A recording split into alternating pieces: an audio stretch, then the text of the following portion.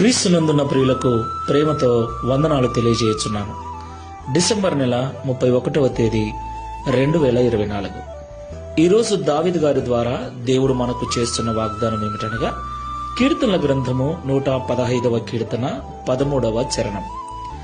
పిన్నలనేమి పెద్దలనేమి తన యందు భయభక్తులు గల వారిని యెహోవా ఆశీర్వదించును. ఆమేన్. నా ప్రియమైన సహోదరి సహోదరులారా, దేవుని ఆశీర్వాదం కొరకు మనమందరము కూడా ఉపవాస ప్రార్థన, విజ్ఞాపన ప్రార్థన, కన్నీటి ప్రార్థన, ఇలాగ ఎన్నో రకాల ప్రార్థనలు చేస్తున్నాం. కొన్నిసార్లు కానుకలు అర్పిస్తూ ఉన్నాం, కొన్నిసార్లు దాన ధర్మాలు చేస్తూ ఉన్నాం.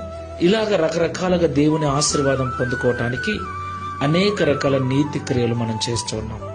అయితే పిల్లలైనా పెద్దలైనా ఎవరైతే దేవుని యందు భయభక్తులు కలిగి జీవిస్తారో వారిని మాత్రం